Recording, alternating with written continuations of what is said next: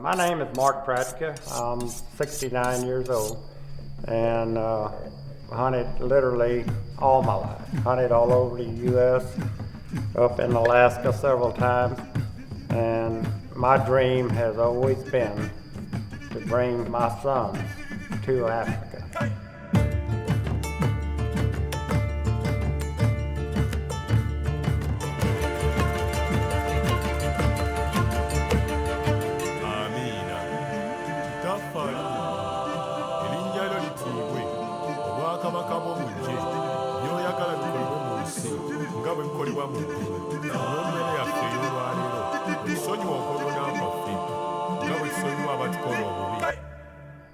You know, I've always been a person that if you're not going to eat it, you don't shoot it. Growing up at home, if it wouldn't be for hunting, we would have starved, literally. I mean, my family was a very, very poor family. My daddy would go out fishing. He would catch fish, and that would be, you know, meals for several days, and then he would go duck hunting and goose hunting, and go, and deer season come around, he would take a deer. All this game is what fed us when I was growing up. It's love, you know. Hunting radiates love. He hunted as a kid because he loved himself, he needed to eat. He loved his family, he needed to feed them. Hunters love the animals. We want to conserve them. That's why I hunt, because of my old man. I mean, I feel like I was born to hunt. I don't remember any other way of life. It is our way of life. Growing up with Dad and have a week that we'd go and shoot 4 or 5 deer, make sausage, and have food for till the next deer season. I catch fish, and we, you know, just there's something satisfying about skinning the fish and having supper, and hey, I caught this today and we're eating it. Whether I'm fishing or hunting, I get a gratification from feeding my family. It's how you get away from work. It's how you shut the rest of the world out and really reconnect with nature.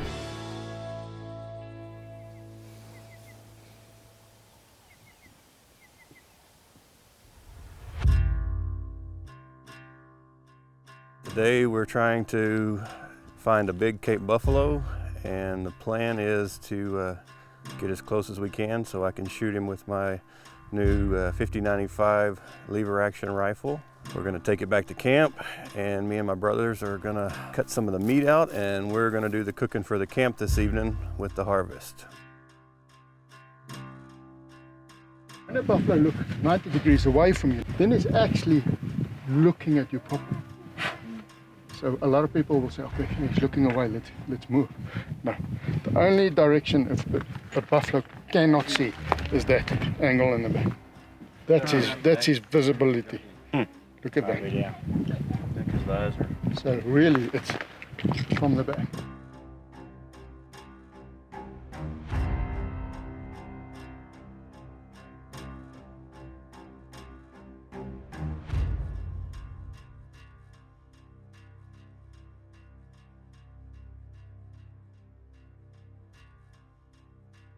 Well, we spotted the herd, probably 50 or so. We were just in a bad spot, tried to move around, get a better wind position. So as we were moving away, we ran into another cow that was separated, gave us a little bit of a scare. She kind of had us pinned in between the herd and herself, and a little tense moment there for a second, but she finally backed down and we moved away. So now we're gonna just hang tight for a few minutes, let the herd calm down, see which direction they're going to move, and then try to move around and get in front of them again.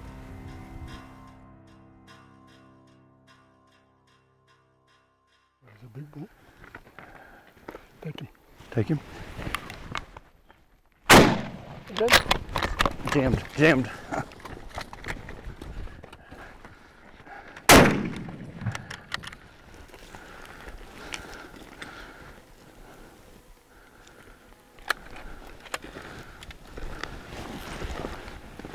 Well, We did it. You eat them well, there's just, you got a jam. So. Yeah. Yeah, I could have easily got another round or two in it if I wouldn't have jammed. Least, yeah. Yeah. But it looked like that fish shot was okay. It was just...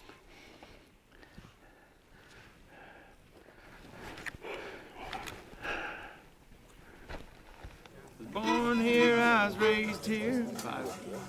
And they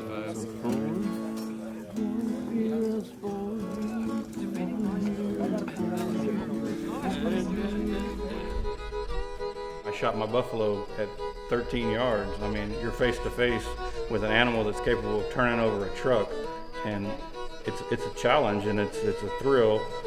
But at the end of the day, we take the meat back to camp, and we've got that buffalo in the barbecue pit, and we're going to feed the entire camp. The biggest thing about hunting in Africa is such a variety of game.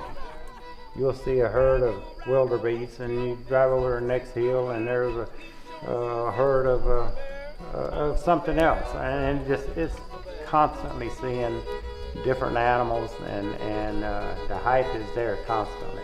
You know, the hunt's not about the trophies to begin with, it's about the camaraderie.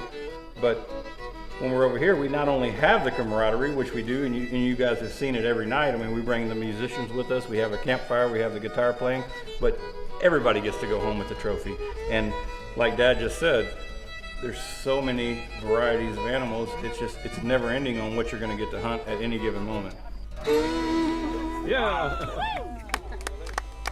This was an extremely special trip for me because I got to see, even more than usual, I got to see the work that was done with the rhinos. And that was just incredible. It was emotional, you know, even just to see how much love there was, how hard they were working to try to keep something alive. I just wish that more of the world could really see and understand the real power and the real love of what these guys are doing and what they're doing for the animals. I found out when we got there that they had about 40 horses and that we were going to get to ride them, and so I was super excited about that. We got to actually get up pretty close to the rhinos on horseback. It was probably one of the craziest experiences I've ever had in my entire life, just being that close to something so powerful, and the rhinos weren't scared at all because we were on horseback, so they were kind of even curious, so they would come up to us. I think it would be a great family experience for anybody coming that isn't hunting to get to go and actually be a part of the nature and get to immerse yourself in it without actually having to go hunting and go out with the guys. Getting to actually eat the animals that the guys have been hunting has been the coolest thing for me, because it's actually giving, you know, the hunt meaning. It's actually connecting to the animals and saying thank you for giving us this gift of food. Obviously over here we're not packing up everything that we're taking home, you know, but to see that it's given and utilized, it's not just thrown out in the field. I mean, they're taking the meat, we eat all we can, and you know, they're given to the villages, all the staff that works here. It's you know, given to the orphanages and utilizing it for, you know, really nothing goes to waste, and that was really neat to see. And the stuff that we don't eat goes to the people that are in need and that are hungry. So that just, I mean, that melts my heart to be able to be giving to people that are in need and using all the animal and not wasting any.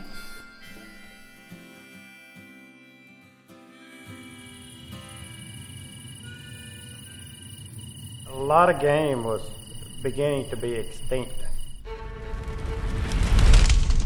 If hunting did not come into the picture, they would be extinct today. Without hunters, you don't have a demand for these other animals. We are creating the demand that is providing a platform for these animals to thrive. Without that, they're not here. Hunters are some of the most loving, caring, animal-loving, land-loving, nature-loving people in the world.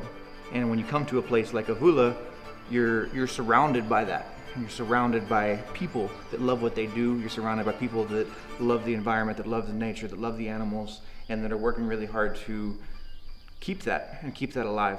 It's the whole package. It's the camaraderie, it's the variety of game. From the PHs that know the land, know the animals, educating us on, I mean, you know, it's new to us, so we're asking about the trees and the plant life. This is my fourth trip here. What we were thinking was going to be a once-in-a-lifetime opportunity for us, and you know, like you said, you know, now it's turned into our fourth trip over, and you know, it's not because of anything besides that we just fell in love with it. If you have an opportunity to hunt with Avula Safaris, you need to do it.